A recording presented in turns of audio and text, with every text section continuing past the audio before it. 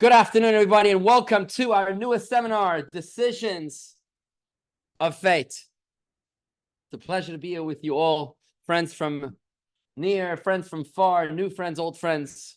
We're all coming together as one nation under fire. Never before in my lifetime do I recall Jewish people having been accused of genocide. To hear it from a bunch of maniacs is one thing, but to hear it from governments and people that should know better in positions of leadership and power and influence from our own fellow Jews is nothing short of an absolute abomination. Today, we're going to learn about the Jewish value of life, of cherishing life. What do Jews believe about the value of life? To what lengths do we go to preserve life? Do we just kill anybody that we don't like? God forbid. That is the antithesis of a Jewish value. We're going to start our session here today, the first of a 4-week seminar, 4-session seminar. We're going to start today with a case study of a young girl who was faced with a very difficult illness. True story. Here goes.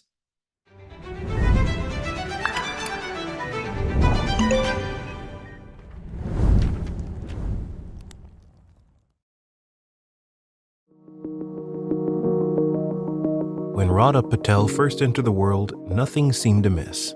She was a bright-eyed child who had met her early milestones until it came to walking. She went for physical therapy, but her initial progress suddenly slowed dramatically. Soon after her second birthday, Radha was given a brain and spine MRI and genetic analysis. The results were devastating. MLD, metachromatic leukodystrophy. Metachromatic leukodystrophy, or MLD, is really a devastating condition. It's a single gene disorder. Children are born normally, but in the most severe form of the disease, after a year or so, they start to lose normal function. They stumble, they lose the ability to walk, they're confined to wheelchairs, they have epileptic seizures, and in the most severe form of the disease, 50% of children unfortunately die by the age of 5, and there's almost 100% mortality by the age of 10. Radha's prognosis was grim. The Patels sprang into action, researching fanatically for a cure in the race against time. Surely, they reasoned, in an era of gene editing technologies, there must be a cure for a single enzyme deficiency. Sure enough, Shire, a biotech company specializing in rare disease solutions, was developing an MLD treatment. But there was a catch. Medicines require extensive testing and collaboration. The good news was that Shire had started the process. Their Phase 1 trial delivered the required rudimentary degree of safety and effectiveness. Shire was gearing up for Phase 2, a comprehensive trial to complete the process. The bad news was that the second trial would occur in several months' time, and that would be too late. For the drug to be effective, Radha needed it immediately. But the Patels were optimistic. The U.S. Food and Drug Administration runs an expanded access program, also known as compassionate use, that approves investigational stage medication. At the time, the program worked like this.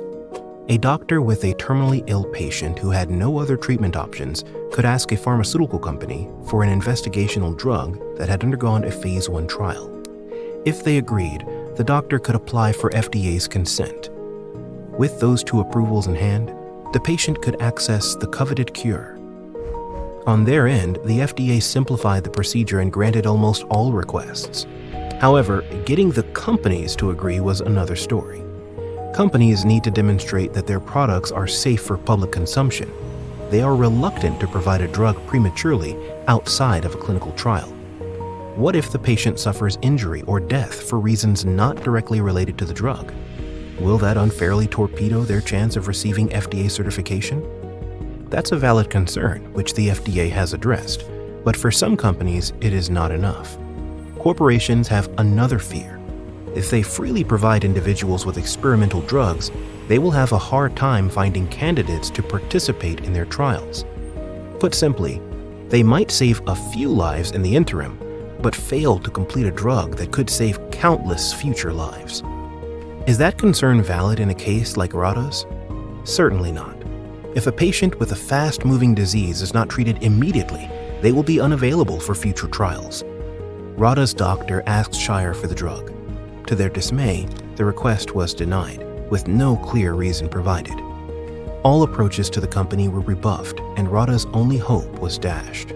The federal government has since allowed terminally ill patients and their doctors to bypass the FDA. Good news, in my opinion, actually unadulterated good news. The right to try legislation has passed the House. This bill allows terminally ill patients to try experimental drugs and treatments that may not have received FDA approval.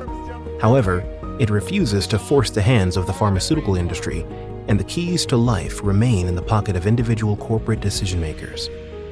This leaves us with some dilemmas. Experimental drugs can be highly potent. They have not yet been approved as safe and effective. Is it appropriate to supply them to people suffering from life-threatening illnesses? And if so, under which circumstances? And is it appropriate for governments to compel drug companies to provide access? If so, under which circumstances?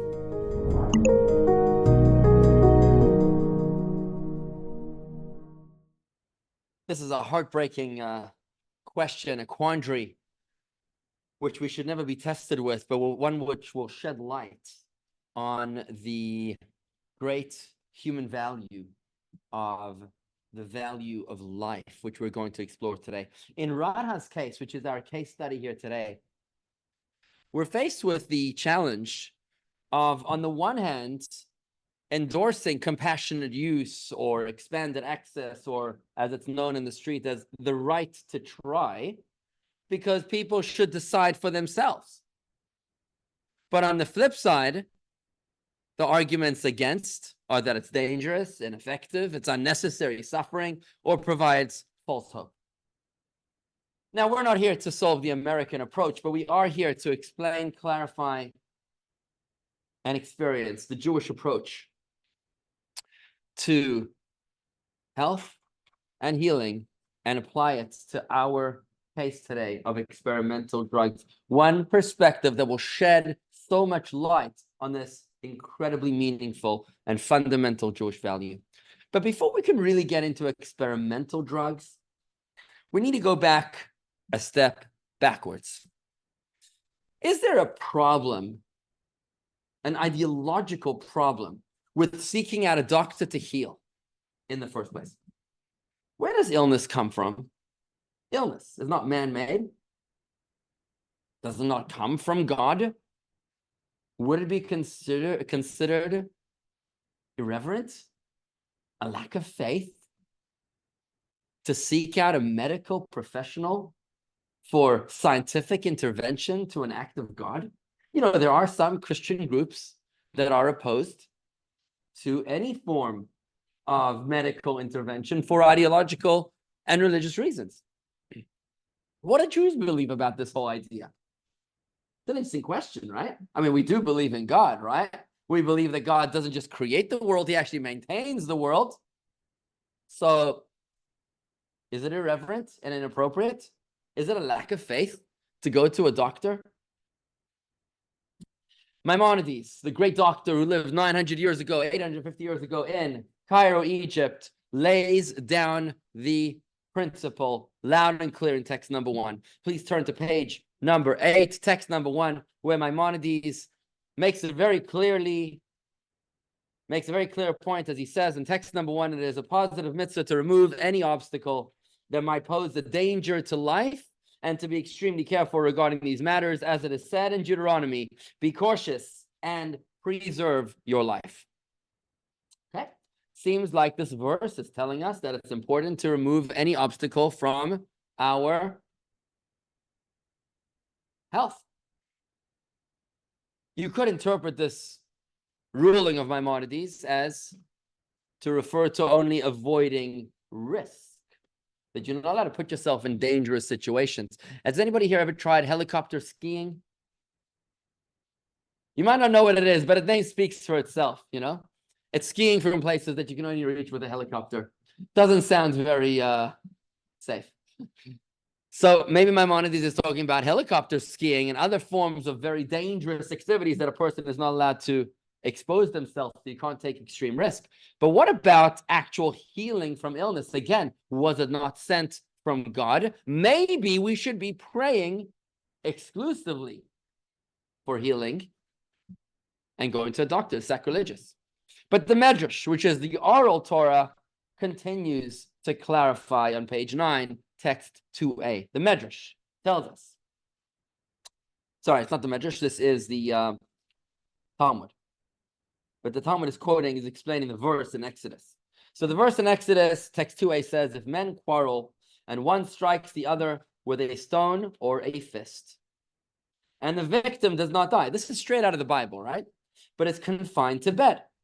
If the victim subsequently gets up and walks around outside in his staff, the assailant is cleared. He pays only for the victim's involuntary idleness, and he must provide for his cure. So the Bible speaks explicitly about the need for an attacker to pay for his victim's cure, his medical bills. The Talmud explains the next text, page 10, text 2b. The school of Rabbi Yishmael taught, what does it mean he has to pay for his cure? He must provide for his cure. This informs us that physicians have been granted permission to heal. This is a foundational principle in Jewish theology. Reshus nitan la'rofe l'rapois. Permission has been granted by God to allow doctors to heal. So doctors are not the opposite of faith. Faith allows for doctors to do their job.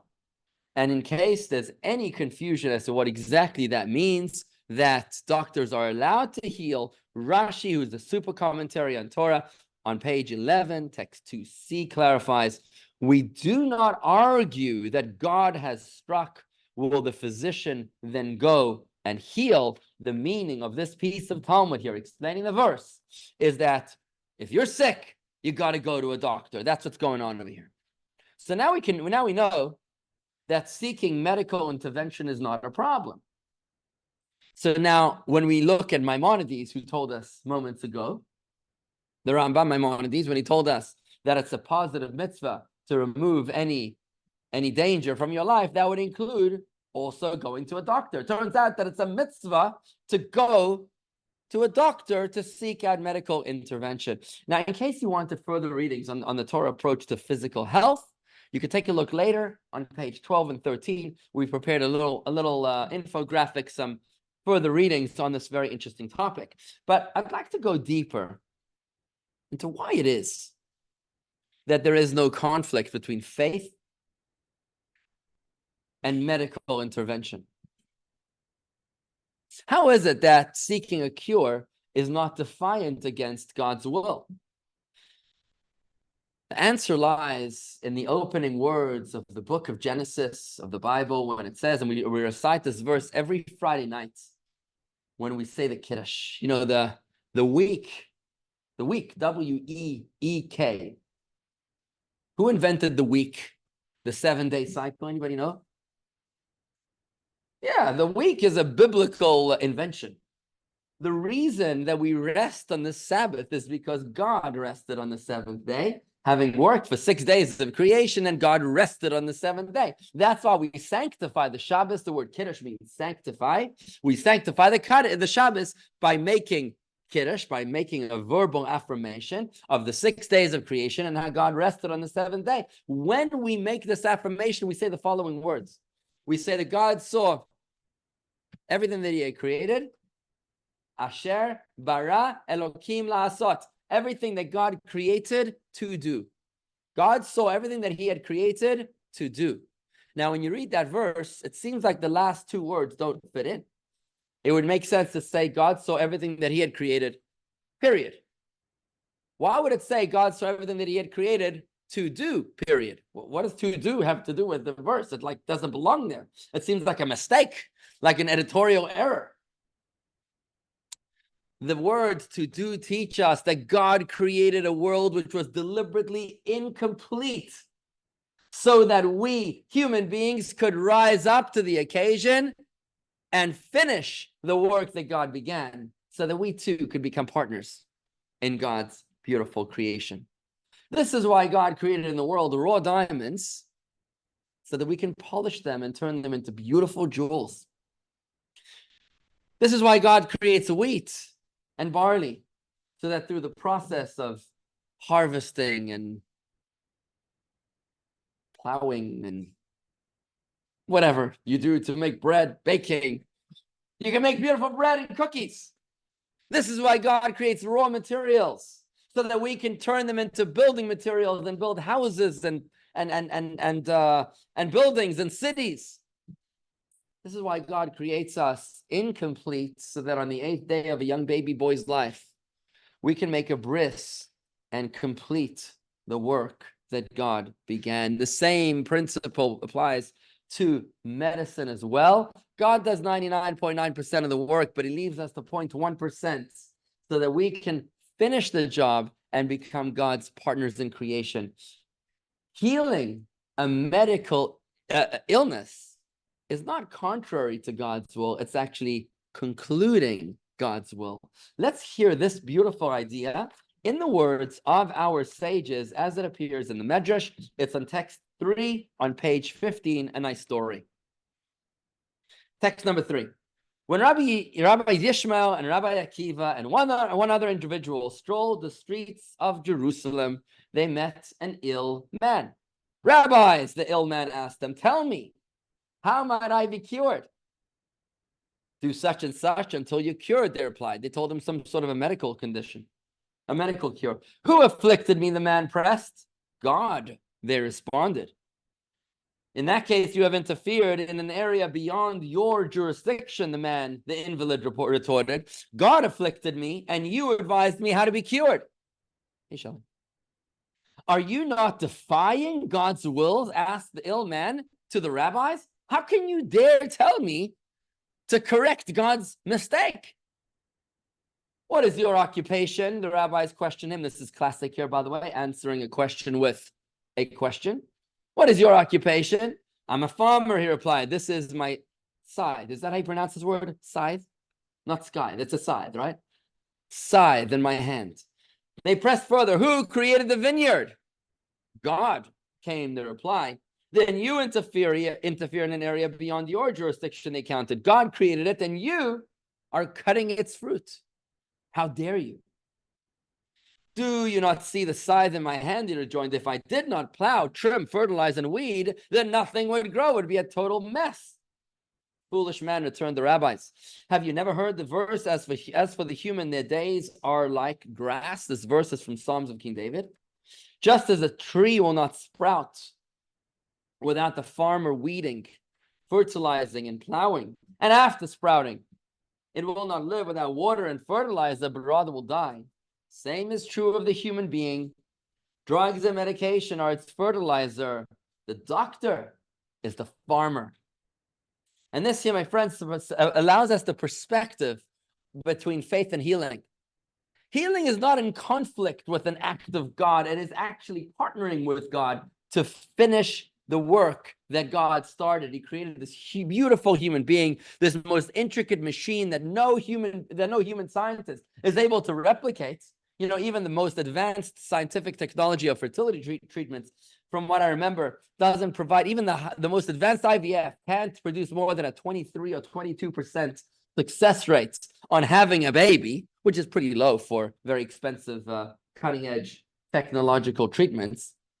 This beautiful machine that God created, the human being, is something that we need to perfect, because God wants us to be his partners in an unfinished world that he deliberately created. Maimonides actually takes it one step further. He says, not only are we allowed to heal through a doctor and medicine, in fact, we should praise God for allowing us the opportunity to do so. Look what he says in text number 4. If a person is hungry and eats food in order to relieve themselves from that great discomfort of hunger, would anyone suggest that they abandon their trust in God because they ate food?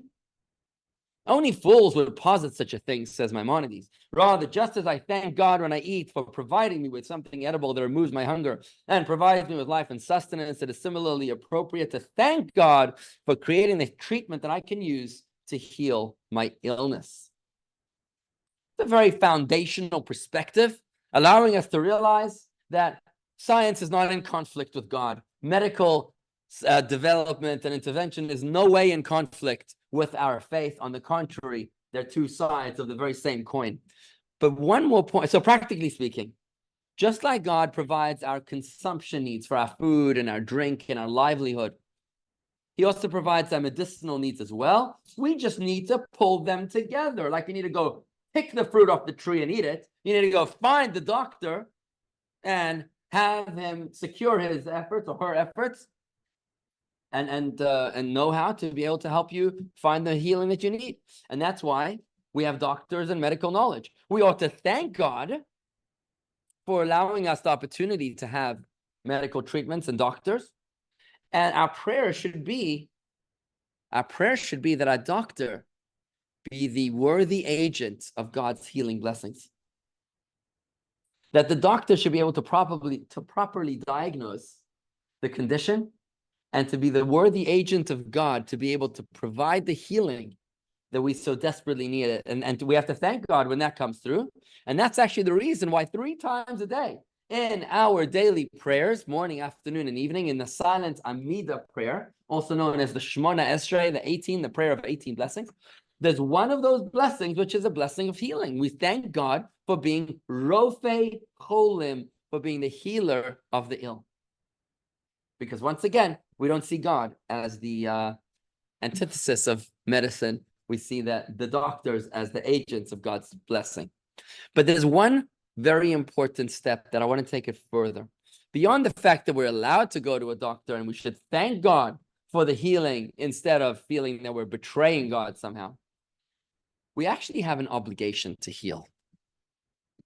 You see, there's a foundational principle in Jewish spirituality that our bodies don't actually belong to us. That's a big deal. If I'm not mistaken, the great American philosopher Lady Gaga says otherwise, right?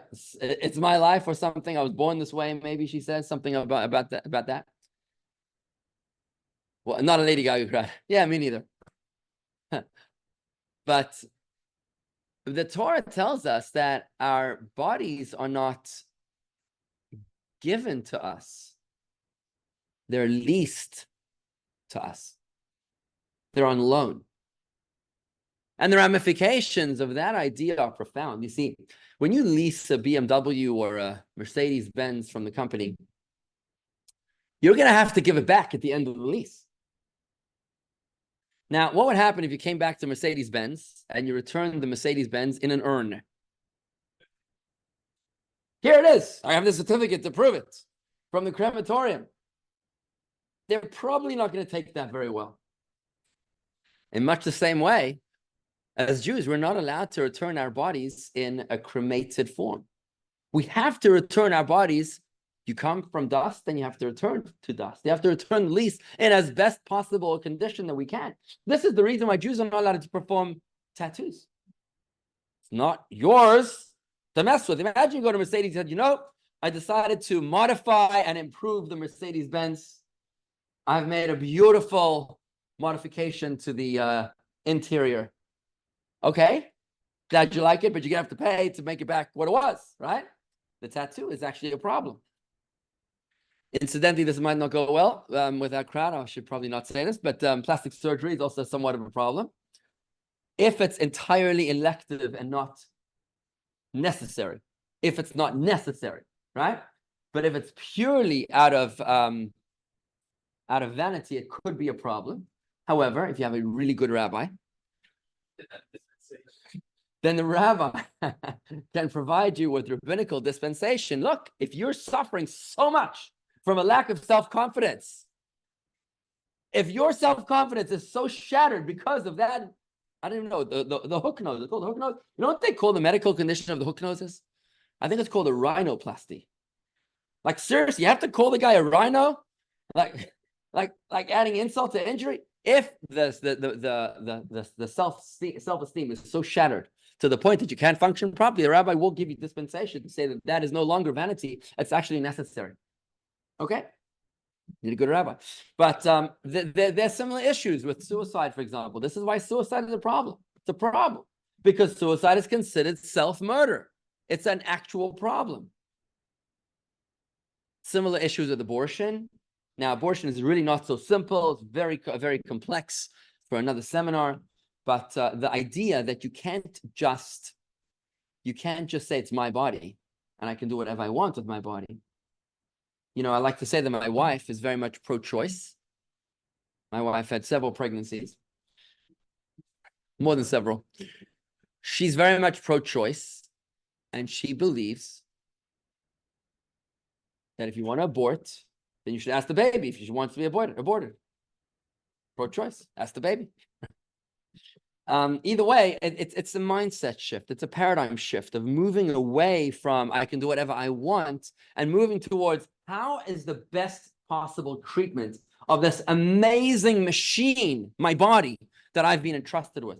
And when we come with that approach, we begin to look at health and healing from a totally different perspective.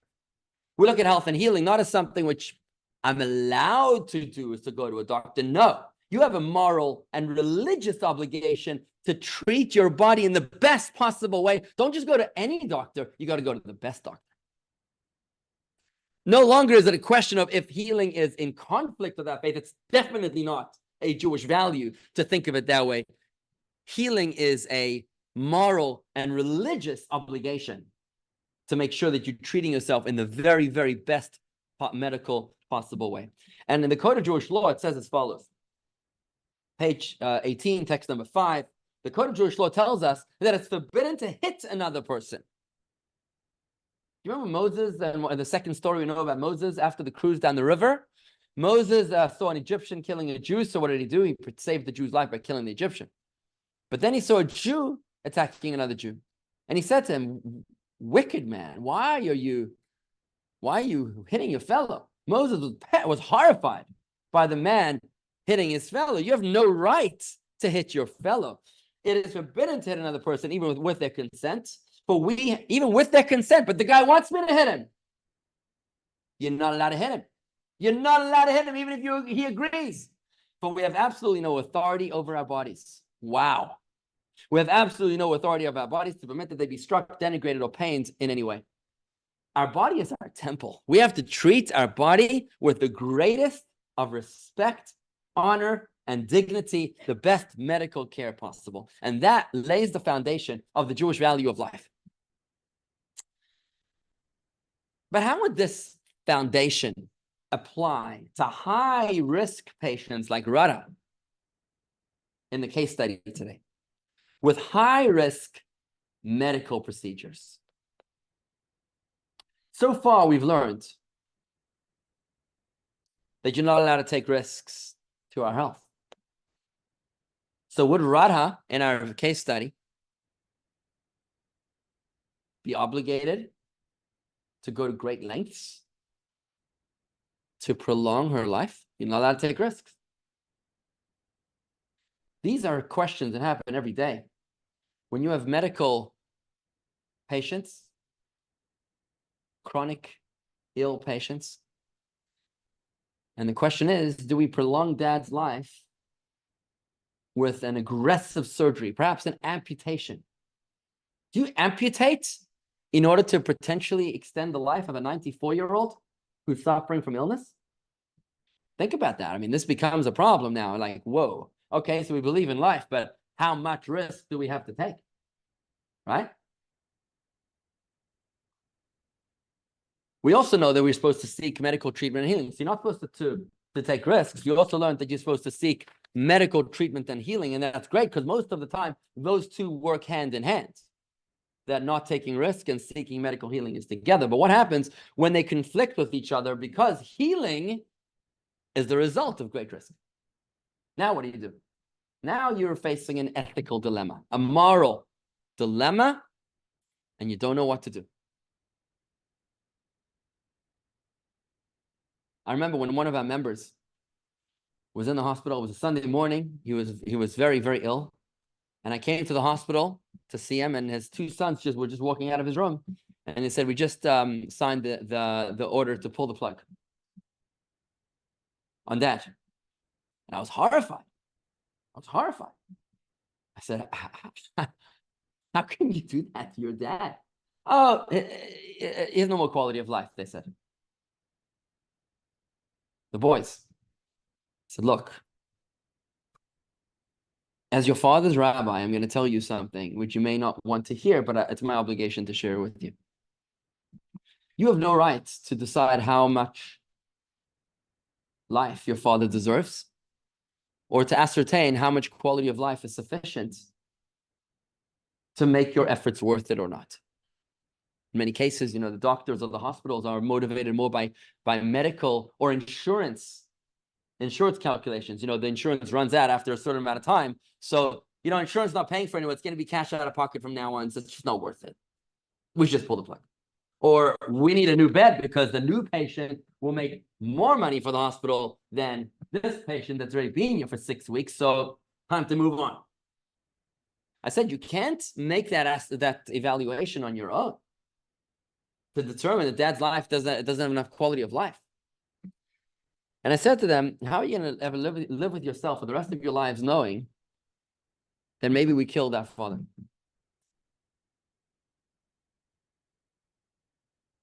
I apologize in advance for having spoken so bluntly. Thank you. But I did. They changed their minds. And they said, okay, so what do we do? I said, well, what you do is you follow what it says in the Torah. That's what you do. Because if you follow medical ethics as taught to us in Torah, then you'll know that no matter what happens, you did the right thing.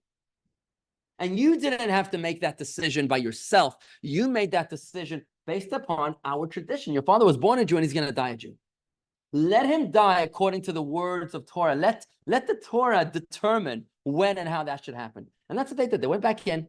They removed the order to pull the plug. Max woke up from whatever condition he was in. He came back to shul. Not for a very long time. He lived, I remember Max told me that he had a granddaughter in Connecticut. Yeah, I was in this shul, and we're already in this shul. Yeah, Max, yeah.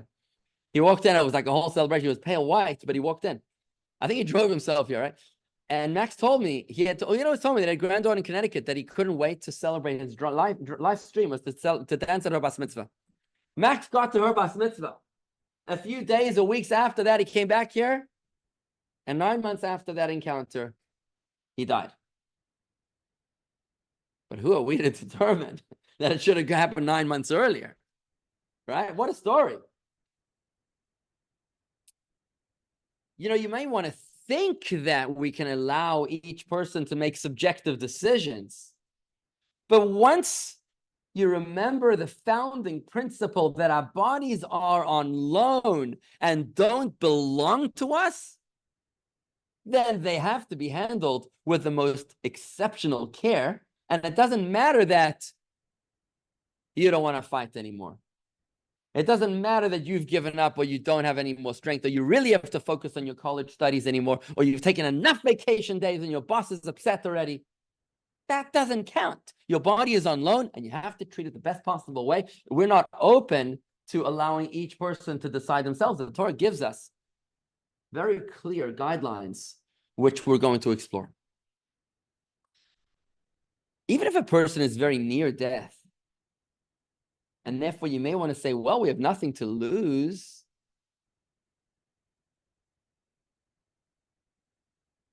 Or you may want to say the opposite. You want to say that a person is, like in the case of Max, that he has no more quality of life. And what's the point of going of taking further measures to prolong Dad's life? What kind of life is this? The Torah tells us that it's not for us to determine how much quality of life is valuable and how much is no longer worthy of being lived. The Talmud tells us, take a look at this, of a story of a house that falls, a building that falls down on Shabbos. You're not allowed to remove bricks on Shabbos, but you are allowed to break the Shabbos to save a life.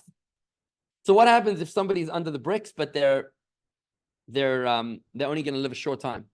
Are you allowed to break Shabbos in order to let them live for a few more hours? Oh yeah, take a look. It's text number 6. And this is from from Maimonides, the code of Maimonides.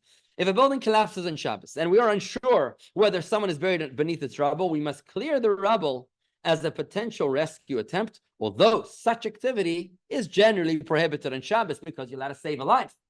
If we indeed discover a living person, even if they are crushed by debris to the extent of being mortally wounded, we nevertheless continue to clear the rubble of the victim to allow them to live for a short while longer. Even if they only get to live for another 15 minutes, you're still allowed to violate the Shabbos in order to make sure that they can live those 15 more minutes. It's not for us to determine which life is worth being extended and which isn't. So let's go back to our case study. In the case of Rada, we're in a catch-22 situation. On the one hand, we're obligated to save Rada's life. Doing nothing is not an option. But at the same time, we're not supposed to take risks. Experimental drugs? You don't even know what that's going to do. Do we have to take the risk of an experimental drug? Or do we just not do anything? We're supposed to care for her. What do we do? We're in an ethical conundrum. This question was actually asked to a 17th century Franco-German rabbi, a great codifier by the name of Rabbi Yaakov Reischer. Not the case of Rada, obviously, but the case was posed to him in text number 7a. Let's see how he approached this case. Now, it's a different case, but it's exactly the same details, right? A case of a terminally ill patient. So page 21, text number 7a, this is his description of the question posed to him. I received an inquiry submitted by an expert doctor regarding a terminally ill patient. The unanimous medical prognosis is that the patient will die within the next couple of days. However, the physicians suggest that there is a medicine that might cure him, but also might cause him to die within a couple hours of taking it. Is it permitted to administer the medicine? It's exactly the same case as Rada. Right? Do we do nothing, or do we go to take a risk? My response is that this is a matter of life and death, which therefore requires exceptionally careful consideration. It is necessary to thoroughly review the relevant passages in the Talmudic and Halachic codes. For, quote, one who kills a single individual is considered as having destroyed an entire world, and conversely, the act of saving a single individual is considered as having sustained an entire world. There's nothing more precious than saving one life, and nothing more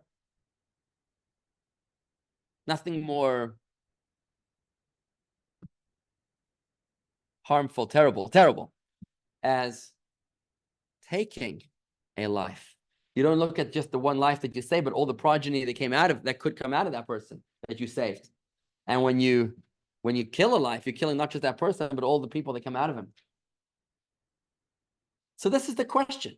At first glance, it seems, what is the answer? He says in his first glance, it seems like you should do nothing. Because the classic Talmudic approach to a conflict where both options are undesirable is take no action. That is the classic Talmudic approach where you got two choices that are not good.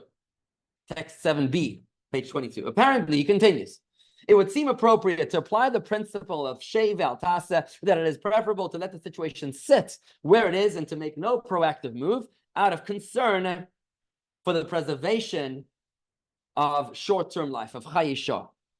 This consideration applies even in the case of a goses, a dying patient, in the final throes of life. So even if a person's on their last 30 minutes of life, we're not allowed to expedite their death. And therefore, don't do anything. Both choices are not good. So I would think, says the 17th century Rabbi Reischer, I would think that you're supposed to do nothing. But then he comes up with a very interesting precedent, which is how Jewish law works.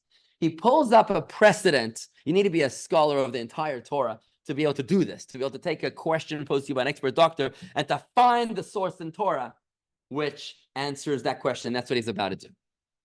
You know, in those days, anti-Semitism was actually much worse than it is today. It's hard to believe, I know.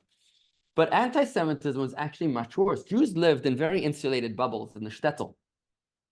Jews were not allowed to go into the main cities. It was a horrible existence.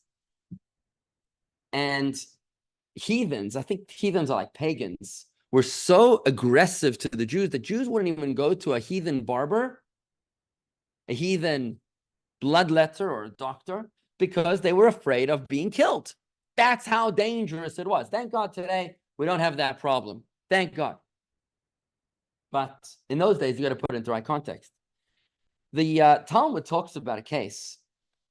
The Talmud says you're not allowed to go to a heathen doctor that you're afraid might kill you, because you might die. You're putting yourself in great risk. But when are you allowed to go to a doctor who might kill you, to an anti-Semitic doctor? When are you allowed to go? What do you think? Any ideas? Oh, when you have no other choice. That's exactly, Dan, you and Rabbi Yochanan on the same page. Marty, you too. So take a look. Tractate Avodah Zarah, it's page 23, text number 8a. Said Rabbi Yochanan, when it is doubtful whether an invalid will live or die, you might live, and the only physician available is the heathen whose animosity towards Jews leads us to suspect that he might deliberately kill the patient, then we do not approach that physician for treatment. You know, you've heard of these horrible nurses, some of these anti-Semitic nurses, horrible, killing patients. It's terrible, right? So when when it's not sure if you're going to live or die, you're not allowed to go to such a doctor. However, if we are certain that without treatment the patient will die, we may approach that physician for treatment. In other words, if your other option is dead, right? Then what's the problem? What are you afraid of, right? The Talmud asks, are we not placing the patient's short-term life, chayesha, in potential jeopardy? The Talmud responds, in such a case, the concern for short-term future can be disregarded. That's interesting. So the Talmud says that when, and this is the source that he's bringing now, right? He's going to try to apply this to our case in a few minutes. You're not allowed to put yourself in danger unless you have no other option. That's what he's saying. So you can see where he's going with this. Now the Talmud doubles down on this position here. The Talmud says, one second, you're allowed to go to a doctor that might kill you, an anti-Semitic doctor. Imagine, would you go to Dr. Louis Farrakhan? Would you want to do open heart surgery on your loved one? I mean, you'd have to be in a very, very serious problem to want to go to Dr. Louis Farrakhan, right? Dr. Yasser Arafat, or God forbid, right? Think about that. That's the Talmud says, why? Where does this even come from? What is the source for this position of Rabbi Yochanan? And here the Talmud actually asks the question, text 8b, on what grounds are we permitted to waive the concern of temporary life? Suddenly now we're not worried about making a guy's life a little shorter. And here he brings the very, very interesting story, which comes from the Bible. It's actually the prophets. You know, the Torah is divided into three parts. The written Torah has the 5 books of Moses, the prophets, and the writings. So the prophets includes, Ezekiel and Jeremiah and Isaiah. So there the prophets tell us the story. It's in the book of Kings. Tells us a story of the king of Aram. Aram is like Jordan area. King of Aram, his name was Ben-Hadad, who laid siege to the city of Samaria. Have you ever heard of Samaria before? You know what Samaria is? Shomron, right? Samaria has been bastardized by the United Nations and other anti-Semitic organizations that have changed the name, the biblical name of our capital city, to the occupied West Bank, as if to imply that we are occupying our own home. It's like saying the occupied home of the Thors, right, where you live, right? This is your occupied home. Samaria was the capital city of the kingdom of Israel. There were actually two kingdoms, kingdom of Judah and the kingdom of Israel, 2 tribes and 10 tribes. There was a schism. It's another story. But they had a schism. The capital of Judah, the 2 tribes, was Jerusalem. The capital of the 10 tribes was Samaria, which was Shomron. The name of the area is Judah and Shomron, Yehuda and Shomron. Instead, they call it today the West Bank. I refuse to use that term because it's literally drinking the Kool-Aid, where you're telling them, where you're buying into the propaganda. We should call it Judea and Samaria. Anyways, this story happened 3,000 years ago, long before the birth of Islam, of Hamas, of Hezbollah, of any of those others. And what happened was that this king of Aram, Ben-Hadad, laid siege to the Jewish city, the capital, the city of Samaria. And a famine ensued. It was a terrible famine. The prophets tells us that a donkey's head sold for 80 silver pieces, a donkey's head. Who eats a donkey's head? Obviously, this was a terrible famine. The dung of a dove was selling for 5 pieces of silver. And there were even reports of cannibalism. That's how terrible the famine was. The prophet tells us the story that there were 4 lepers outside of the gates of the city of Shomron. Now, if you know anything about the lepers, it's a biblical law that a person who develops this leprosy called saras has to be quarantined outside of the city. Right? You're not allowed to be inside the Jewish city. You got to be quarantined outside of the city until the leprosy moves away. It's not leprosy the way we know it today. It's like a skin lesion. So these 4 lepers were now, during the famine, outside of the city. So they had nothing to eat. These 4 lepers now, you can read the background details if you want later. It's on pages 25, 26, and 27. But they were desperate to survive. Yeah, we read in the Haftarah just a few weeks ago, exactly, in Shabbos, Tazria. So they were desperate to survive. They said like this: if we stay here outside the camp, we're going to die for sure. Why are we going to die for sure? Famine. But we haven't eaten in like a week. But if we go to the camp of the Arameans, of the enemy, one of 2 things will happen. Either they'll give us food and we'll live, or they'll kill us and we'll die, but we're going to die anyways. So what they did is that they went in to the camp of the Arameans, and lo and behold, they found the camp deserted. They found the camp deserted. So first they quickly eat, and then they realize, 1 second, they check more and more and more and more, and they see all the tents are deserted. So they run back to Shomron to tell the Jews, the Arameans have disappeared. So come out and get something to eat. Now they were worried. This is like the Trojan horse. They were worried that this was some sort of an ambush, so they sent spies out far away, and they see miles of strewn clothing and boots and whatever else, sandals. So they knew that the Arameans really had gone away, and now they come out and the famine ended. That was the story in the Bible. Let's take a look at how the prophets tell us the story. Page 28. 4 men stricken with sarat lingered outside the city gates. They told each other, why should we sit here until we die of starvation? If we decide to enter the city, we will die there due to famine in the city. There's nothing for us to do in the city of Shomron. If we stay here, we'll also die. So now let us go, they said to each other, and defect to the Aramean camp. If they spare us, we will be provided food and remain alive. And if they kill us, well, we were going to die anyway. And this, my friends, is the proof that Rabbi Reisher brings that the Gemara brings, the Talmud brings, to explain why it is that you're allowed to go to a heathen anti-Semitic doctor. When are you allowed to go to an anti-Semitic doctor that might kill you? Only when your life is for sure going to die if you don't go to the doctor. We learn that from the 4 lepers, who the only reason why they put themselves in mortal danger walking into the camp of Hamas, of the Arameans, is only because they said the other option is definite death. There's no other option. And hence, Rabbi Yochanan's ruling in the Talmud that he says you're allowed to go to an anti-Semitic doctor only if your life is for sure going to end if you don't go to the doctor. Good.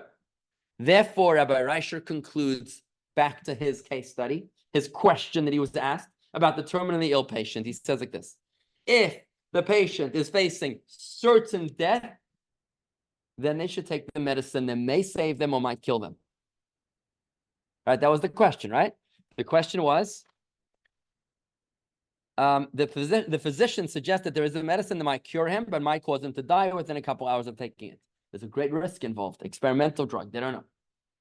So when can you take the experimental drug? He's going to say only if the other option is certain death. Let's see the conclusion of this answer. Page 29, text number 10. So the Rabbi Reisher concludes, if the possibility exists for this treatment to completely cure the patient from his illness, then we can certainly disregard the concern for chayesha, for temporary, we're not concerned that he might die. This approach has clear precedent in the aforementioned Talmudic case. Consequently, in our case, since the patient will certainly die without intervention, if we don't do anything, we ignore the certainty they will survive on his own for a few more days and seize the chance of fully healing him. The above decision notwithstanding, A physician must not take this decision lightly, says the rabbi. It is necessary for the physician to weigh the situation carefully, to consult with the other expert physicians in that city, and in case of divergent views, to abide by the consensus of the majority of medical experts, and to procure the agreement of the local halachic authority.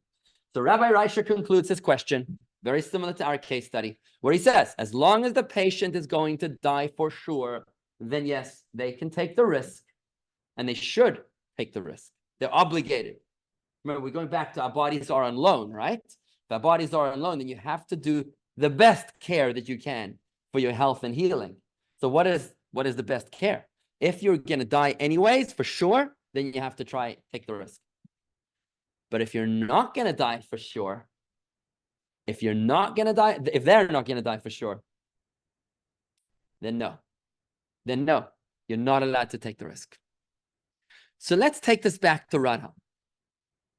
Now that we've seen the 17th century text, can anybody tell me what you think? Should Rada take the drug, yes or no? Why yes, Joel?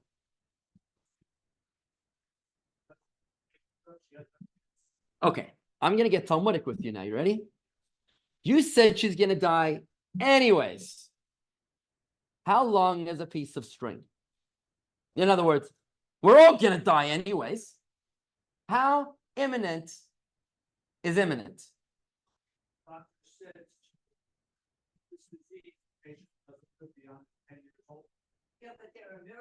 She's only 4. Look, they did say something about 100% mortality rate, right? Okay, so let's say she won't live past 10 years old, okay? She's 4 now. She's 5 now. I mean, you're talking about 5 years of life. Well, that doesn't count, Nancy, to say what kind of life, because we said even a person that's going to have no quality of life that we're saving from the rubble for 15 minutes of life, we said that was also worthy of breaking the Shabbos. So the quality of life doesn't count. But what constitutes an urgent need? When the 17th century rabbi said that he's going to die anyways, okay. I mean, let's go back to the lepers, the 4 lepers. We're going to go back to the source now, the story of the 4 lepers. How long would the 4 lepers have lived if they didn't go into the Aramean camp? How long do you think? 5 years? Wouldn't have been 5 years without food. They would have died of starvation probably 30 days, I think, is a massive exaggeration, being very generous. Maybe, I don't know how long you can live without food, but I imagine that it was days, not weeks, right? Let's say, right? In the case of Rada, she might be 5 years. That sounds like an eternity for some people. So maybe that does not qualify as an urgent need. We've got to identify, we've got to dig a little bit deeper. Besides, how much risk is considered worthy? How much risk? In other words, 50-50, you say. That's interesting. So you're saying 50-50. Well, what happens if the doctor says, there's a very, very small chance, but it's a chance. Very small chance, but it's a chance. Would you want to take that risk? Would the Torah tell you to take that risk? Remember, it's not subjective. You got to treat your body with the best way possible. So would the Torah want you to take a risk where there's just a small 5% chance? 5% is pretty low, but it's also very far away from 0. A drowning man will clutch at a straw. So are you obligated to, let's assume you fall into the category of urgent need, right? And now you are, the patient's going to die, okay? But how much risk does it have to take? Right? So now we got to dig a little bit deeper to just clarify these 2 points, okay? It seems clear that if it is a terminal condition that will lead to certain death, that qualifies. A terminal condition. That's what the rabbi was talking about in the 17th century. And in fact, one of the architects of modern-day Zionism, the first chief rabbi of Israel, Rabbi Abraham Yitzchak HaKohen, Rabbi Kook, you may have heard of his famous rabbi. In text number 11, he defines urgent need as terminal illness. Let's take a look. Text number 11. The boundary marking the transition from short-term living to long-term living is not clearly delineated. However, it is logical to assume that as long as we know that the illness is already terminal, regardless of how much time will pass until death arrives, it is considered an urgent need. So according to this rabbi, Rabbi Kook, modern Zionist rabbi,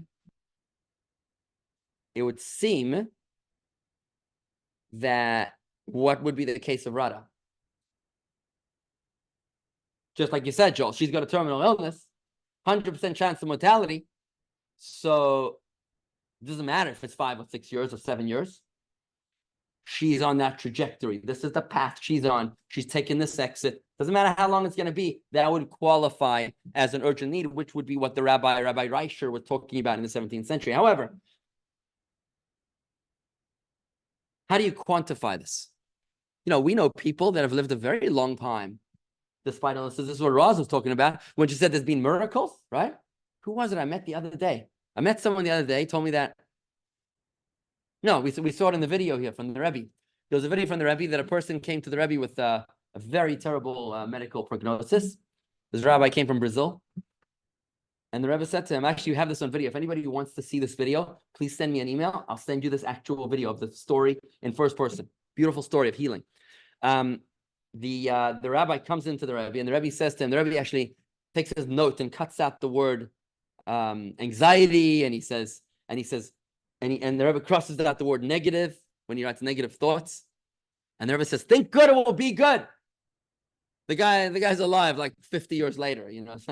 It's the first person story. He's still alive. You know, my daughter's still going to see him in the summertime. But Rabbi Shlomo Kluger, who's one of the most prolific halachic authorities of the 19th century, gives a slightly more defined, a much more defined definition to what is urgent need. He draws on an interesting term that you are probably very familiar with. How do you say non-kosher in Hebrew? Treif. What does treif actually mean? It does not mean non-kosher. Treif does not mean non-kosher. Treif means torn, T-O-R-N. Treif means ravaged. Like when an animal mauls another animal, right? Like let's say when you see an animal that's dying from some sort of a fight, it was mauled, it was attacked. That's the definition of the word treif. Treif means an animal that's going to die.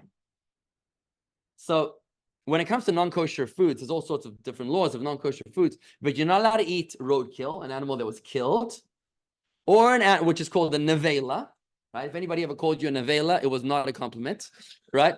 Nevela, right? In Hebrew, it's quite the intense insult. So a nevela means like a carcass, and a treifa means a sick animal that's going to die. But what constitutes a sick animal, which is, by the way, not kosher? If it's going to die, it's not kosher. If it's going, when we were getting our rabbinical degree in Melbourne, Australia, the Rabbi Levin, who was testing us, he took us to the abattoir. One of the less memorable moments of my rabbinical career.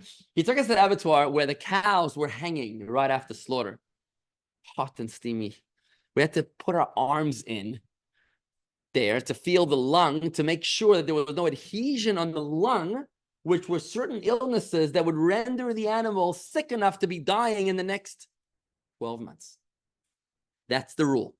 If an animal is going to die in the next 12 months, it is considered treif, not worthy, like it's not going to live. And therefore, you're not allowed to eat an animal that's either dead already, not slaughtered, or going to die. It's expanded. The word treif has expanded. It's an interesting question why this particular case of non-kosher has become the term to describe all of non-kosher. But treif actually just means torn or ravaged, mauled, right? So the definition of a dying animal is if it's going to die in the next 12 months. This is not unique to animals, by the way. It's to humans too.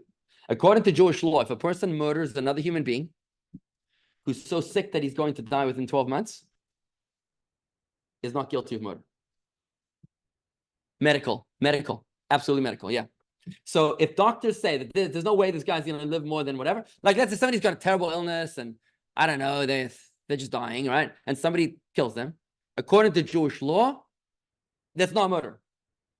It's not murder. According to Jewish, because they're going to die within 12 months. Interesting, very interesting. And there's no food, and you're on a mountain, and one of the other people die. and you are starving to death. Okay. I don't want to sidetrack too much, but yes, in order to save your life, you're allowed to eat non-kosher. What's the problem?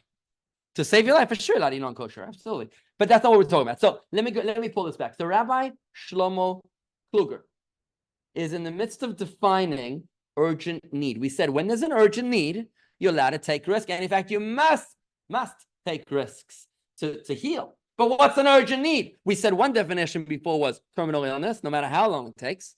Another definition was 12 months. If the patient's not going to survive 12 months, that's considered the definition of urgent need, and therefore that person should take the risks. Okay, we got some nice clarity over here. Let's take a look at that this concept in text number 12. I'm going to read the last paragraph of text number 12. Rather, it would appear that just as a terefa is defined as an ill person or animal that will not live more than 12 months, similarly, anyone whose illness will prevent them from surviving more than 12 months has entered the category of urgent need. Conversely, if the illness will cause death only after 12 months, the interval is not considered urgent need, but rather regular life, and you're not allowed to take the risk. And that's how we've answered our first question of two questions. First question is, what defines urgent need? It's either terminal illness or 12 months. And the last question we have right now is, how much risk is considered acceptable? How much risk? 5% chance. So the guy's going to die. He's qualified as urgent need now. Okay. So this guy goes to the heathen anti-Semitic doctor. This guy would go to the Hamas camp, the Aramean camp, in order to try to get food because he's dying, right? Okay, fine. But do you take the medicine if the medicine only has a 5% chance of healing? So Nancy seems to align with the opinion of the great Jerusalem codifier and scholar. Is a member of Israel's great rabbinical court. His name is Rabbi Eliezer Waldenberg. He passed away in 2006. Rabbi Eliezer Waldenberg, one of the great codifiers of our generation, says, like you said, Nancy, 51% chance is the criteria. If there's you said 50-50, right? So if there's 51% chance, which is what I think you meant, that there's more likely to survive than it is to die, go for it. That's what he says. Let's take a look.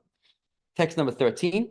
However, this permission to operate is valid only if the chances of life and death as a result of the surgery are equal, but not if in the majority of cases the patient will die as a result of the operation. Okay? You got to have more likelihood to survive than to die, then you're okay. Then you can go ahead of the risk. But not all opinions concur with that. It's interesting to see. I've taught a different course called Judaism Decoded, as we see the evolution of Jewish law. If you can take a text of Torah and you can rationally justify your position based upon that text, then you're good. Then your position stands. I remember in rabbinical school in Melbourne, Australia, I was there with my yeshiva study partner. He actually is the brother. Yosef David was the brother. If anybody knows Dina Wordy, who comes to our shul here, Dina and Gedalia, young couple that recently joined that shul. So Dina's brother was my study partner in Australia. And we would ferociously argue about everything we were studying about. And I remember in the test, the teacher, the rabbi gave us a question, various questions. This condition, this question, this circumstance, kosher or not kosher. And I remember we wrote opposite answers. He said kosher, and I said not kosher, and the other way around. And each of us wrote pages, an essay to justify. And both of us were marked 100% correct. Because if you can justify your position, just like it is in American court of law, if you're a lawyer and you can explain your position and rationally support it, you're good. So this is how it works when it comes to evolving Jewish law. When you take a ancient text and apply it to a modern day situation, there will be factors that need to be taken into consideration. And the rabbis will argue about this. So Rabbi Chaim Ozer Grudzinski, who was the last chief rabbi of Vilna in Lithuania before the Holocaust, he disagrees with Rabbi Waldenberg, who says 51%. He says even if there's a slight chance of success, even 1% of success in this risk, you got to do it. You have to do it.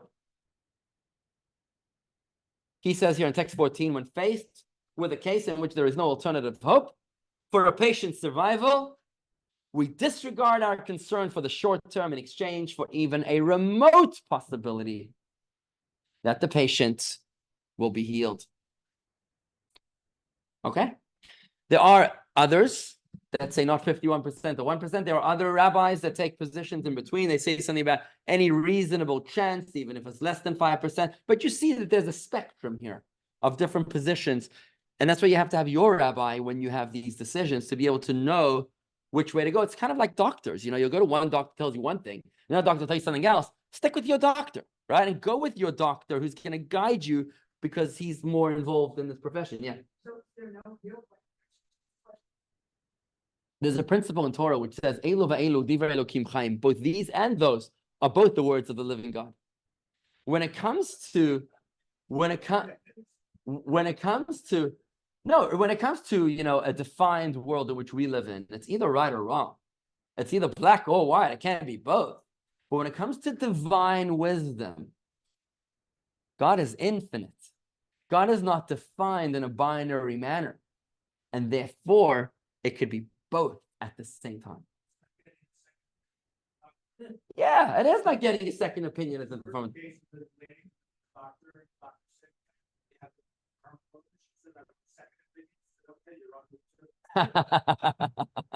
right, cute. Okay. So the answer to that is, Nancy, it's really not so clear. It's not so clear, but at least we're experiencing the spectrum. So we're finding our bearings. We've laid the foundation about the value of human life and how much we have to care for it because the body is on loan.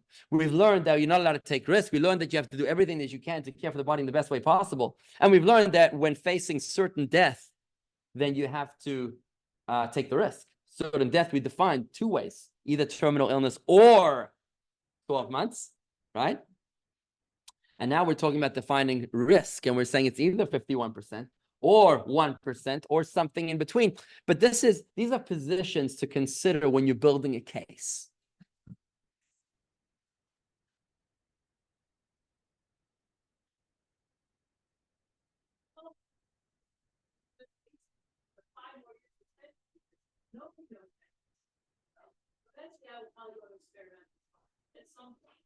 So I listen to this. It's like, you know what? I understand terminal risk.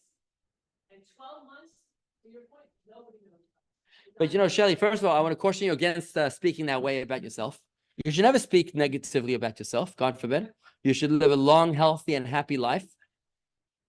And you should experience miracles, okay? But also, I want to say that all human beings are terminal. Think about that. Everybody, do you know any human being that, just like Jackie Mason says, there's only two things you have to do in this world. Death and taxes, right? So everybody, this world's a very dangerous place. Nobody ever made it out of here alive, right? So everybody's terminal in that regard. You could have somebody battling an illness for 15 years and the next door neighbor who's healthy as an athlete gets hit by a car and it's done. So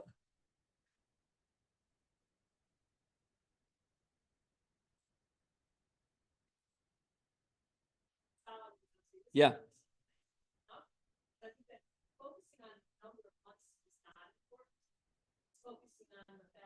Look, thank God in your case, that number 12 months is completely irrelevant when you don't appreciate the value of a minute until you miss your flight by 1 minute, right? You don't appreciate the value of 12 months until they tell a person that they got 6 months, right?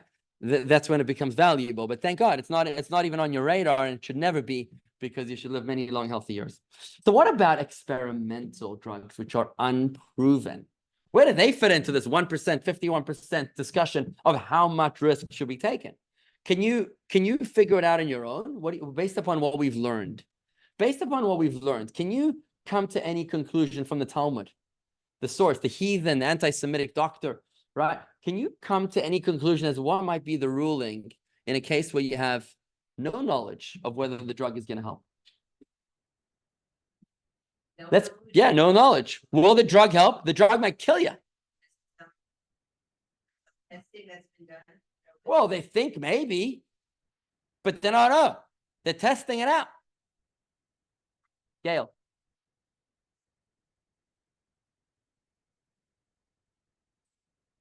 Yeah, so they had reason to think that maybe this helps, but they don't know. When you don't do trials, it means that you don't know how this drug will interact with other conditions. Will it cause a heart attack? Will it cause a stroke? Will it cause something else? You don't know. So it might help, but it might kill you too. You see what I'm saying? Let me just give you an example. So let's go back to the 4 lepers, right? In the case of the 4 lepers, when they went to the camp of the Arameans, they were going there for what? Yeah, but when they were going to the camp, they were going for what? For an experimental healing? Food. What chance was there that food would heal them? 100%. The food had a 100% chance of healing their hunger, their famine, right?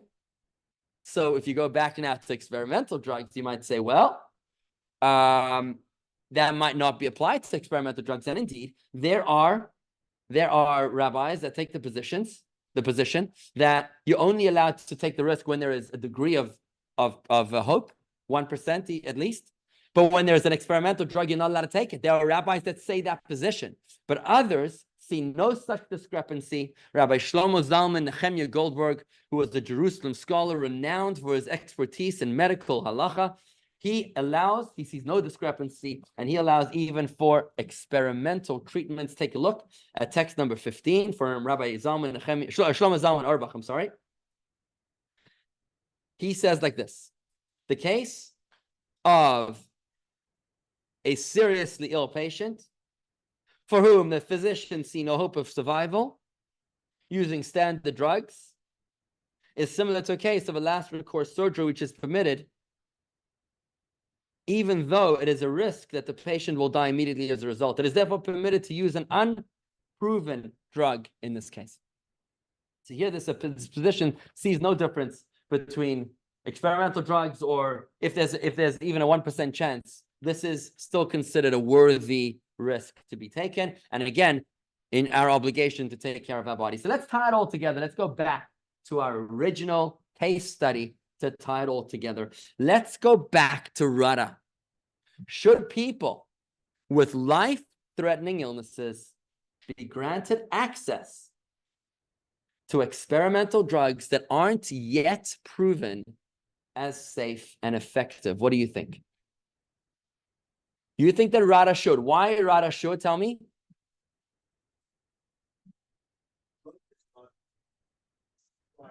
Stage 1. Oh, you're from Johnson & Johnson. That's what you did for a living, right? You were involved with this kind of stuff.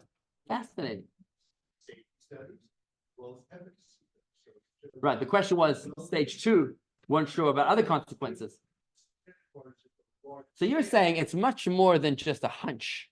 Stage 1 means this helps. The question is, when they do the ads and they say, taking this medicine might give you a heart stroke, you might drop dead in 15 seconds. They do it at high speed or at double speed. That's what that's for.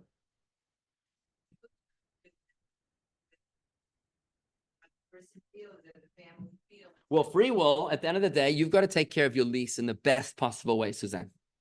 You've got to take care of your lease in the best possible way. And you can't say, actually, I want to die. Can't say that.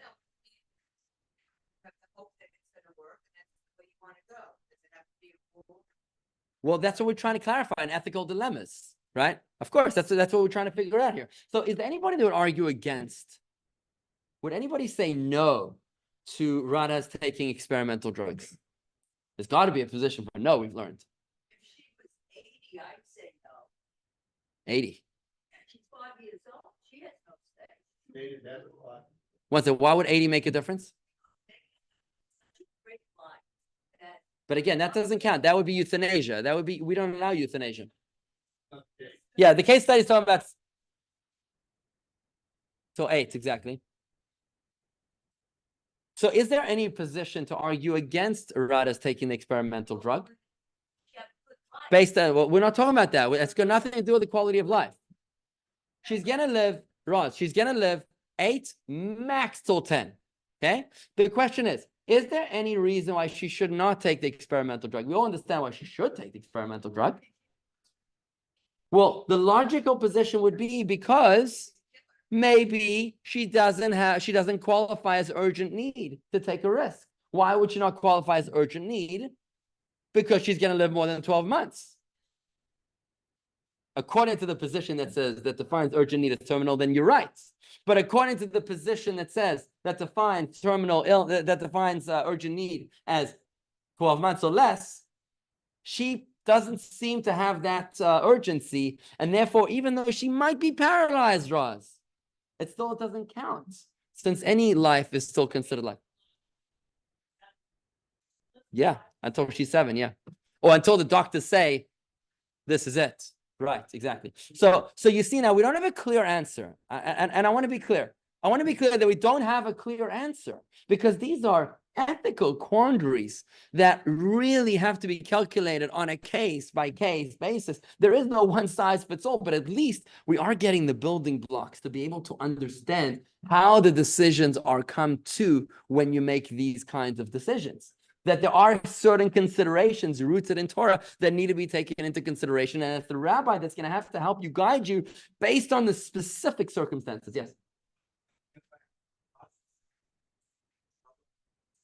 Thank you. The patient is 5 years old and is going to most likely die at 10. That is a different situation than a person who's 80 years old may die at age of 80. Why? Because this person who will die at 10 has her whole life in front of her.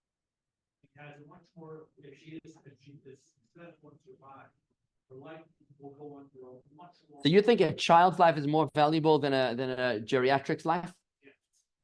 Okay, I just want you to know, I hear you and I respect your position, but it conflicts with what we learned in the Talmud moments ago, when we learned that you're supposed to violate Shabbos to save anybody's life, even... Okay. A child has 60 or 70 years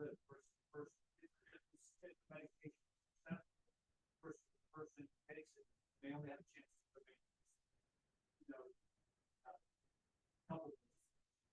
So your point is theoretical. It's only if you have one drug for 2 patients, and you're gonna have to figure out who to give it to. Look, I don't agree with that position. I hear what you're saying. I hear what you're saying with respect, but with respect, I disagree, because she He was 8 and. he Oh, was very see? sick. I won her over. The doctor said, Let him go. he's on 8. Oh, there you go. You see, this is real Talmudic discussion, right? You started with one position, I rejected, he brings it back on the table, and then she comes out to support me anyways, right? How's that for a thank you, right?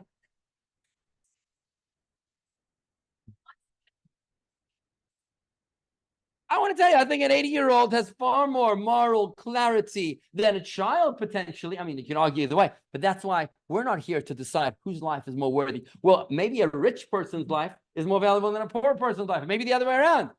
We cannot possibly make such a position You don't go by quality of life. at all. Just to expand that, my point was, let's take the example of living 12 months in the relative age. Let's say a child is 2 years old and will live another year, and a person's 90 years old and will live another year. Which is more, I'm not saying it's a choice that one gets it and the other doesn't get it. I'm saying you're making a decision to take an experimental drug. Where are you more likely to have the decision on the side of taking the drug? The child's a year old and going to die at 2 versus 90 years old and dying. I say both. I say both because both are critical.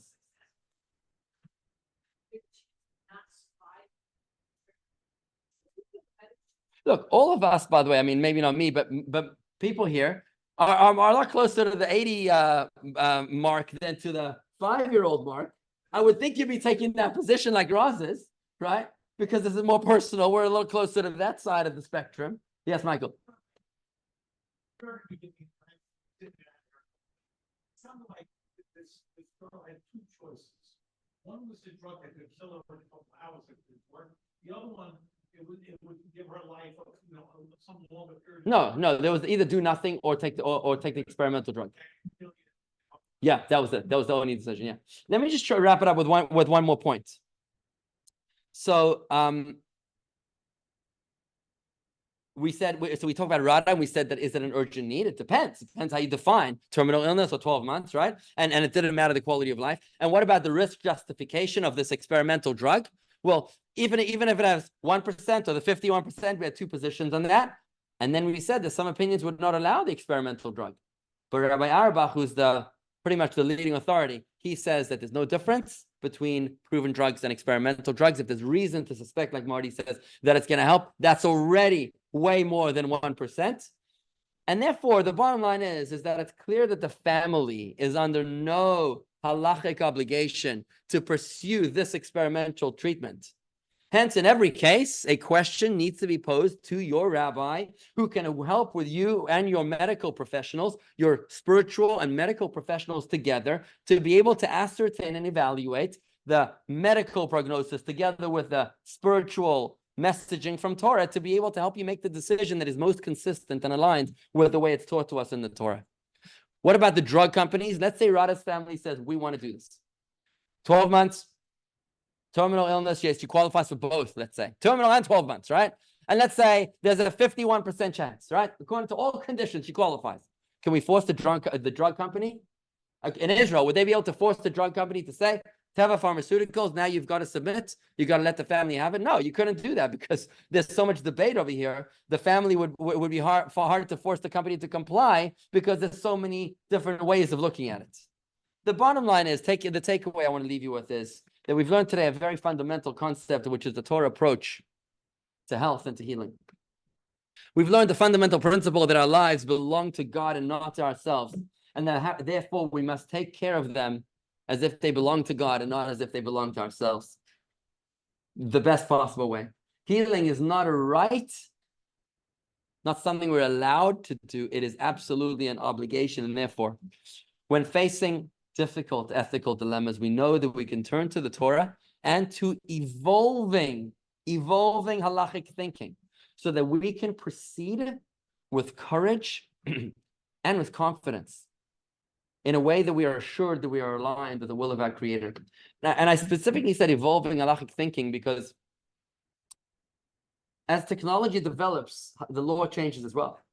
A couple of weeks ago, have you ever seen the Star K, which is the kosher symbol on food? The Star K.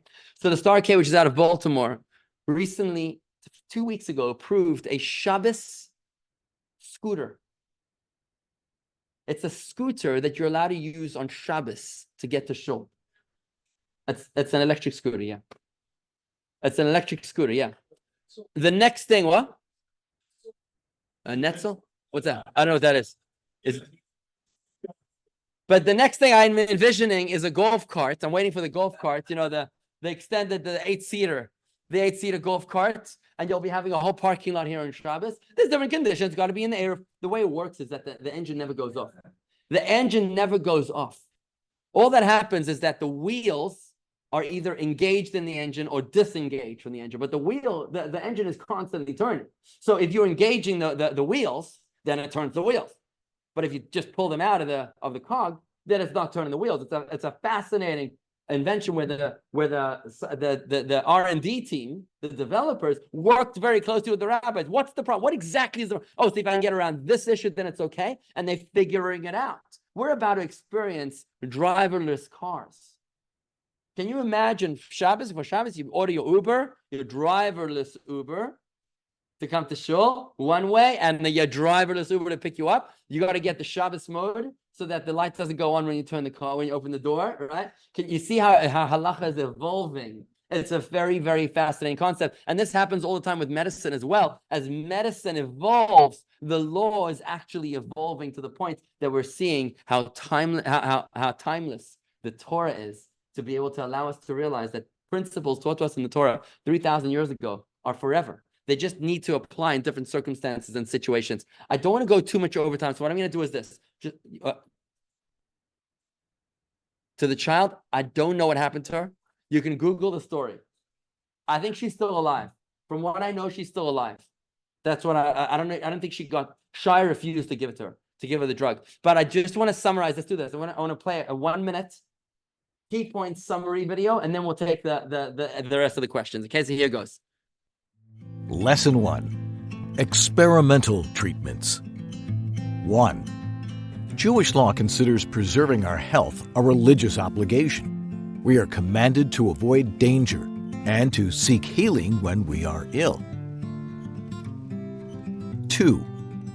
In Jewish thought, seeking medical treatment is fully compatible with faith in God.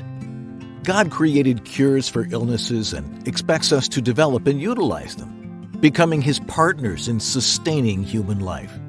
At the same time, we should remain cognizant that the efficacy of any treatment ultimately depends on God's will, and pray for His assistance. 3. Jewish law discusses two forms of life: short-term, Chaye Shah, and long-term, Chaye Olam. Short-term life may be endangered in the pursuit of long-term life. 4. The definition of short-term life in Jewish law is subject to dispute. Some authorities rule that any terminal illness qualifies, while others require a prognosis of less than 12 months to live. 5. There is also a range of opinions concerning the degree of risk to short-term life one is allowed to take in pursuit of long-term life. Some authorities maintain that only risks of 50% or less can be tolerated, while others maintain that any chance of success justifies any risk.